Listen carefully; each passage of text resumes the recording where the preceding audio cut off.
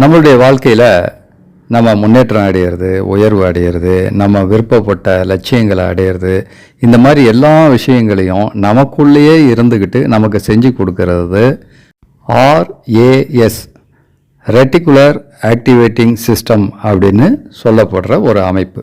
இது ஒரு உறுப்பு இல்லை, மூளையினுடைய கீழ்ப்பகுதிக்கும் முதுகுத்தண்டுக்கும் இடையில் இருக்கக்கூடிய ஒரு கேட் அப்படி மாதிரி ஒரு அமைப்பு. அதாவது இதை ஒரு பாதுகாவலர், வடிகட்டி, ஃபில்டர் அப்படின்னு கூட நம்ம சொல்லிக்கலாம். இந்த அமைப்பு தான் நம்மளுடைய விருப்பங்களை நிறைவேற்றி கொடுக்குது.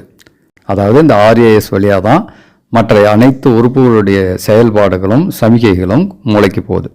இப்படி போகிறப்போ இந்த RAS தேவையான சிலவற்றை அனுப்பிட்டு தேவையில்லாத நிறைய விஷயங்களை அது ஒதுக்குது அல்லது ஃபில்டர் பண்ணுது. பல மாயாஜாலங்களை நமக்கு செஞ்சுக்கிட்டு இருக்குது.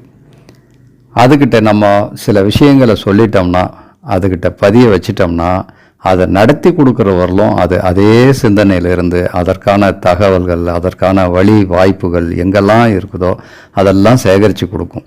அதாவது மூளைக்கு போகிற செய்திகளை அது ஃபில்டர் பண்ணுது அப்படிங்கிறது நமக்கு தெரியும். விஞ்ஞானபூர்வமாக இதை நிரூபிச்சிருக்காங்க. அதே சமயம் வெளியிலிருந்து தகவல்களை ஈர்த்து கொடுக்கக்கூடிய தன்மையும் அதுக்கு இருக்குது. இந்த RAS அப்படிங்கிற அமைப்பை நம்ம பலப்படுத்தினோம்னா, இப்போ இருக்கிறத விட இன்னும் சிறப்பாக அதை மேம்படுத்தினோம்னா, இன்னும் நம்மளுடைய தேவைகள் என்னென்னலாம் இருக்குதோ அது எல்லாத்தையுமே நமக்கு ஏற்பாடு பண்ணி கொடுத்துரும்.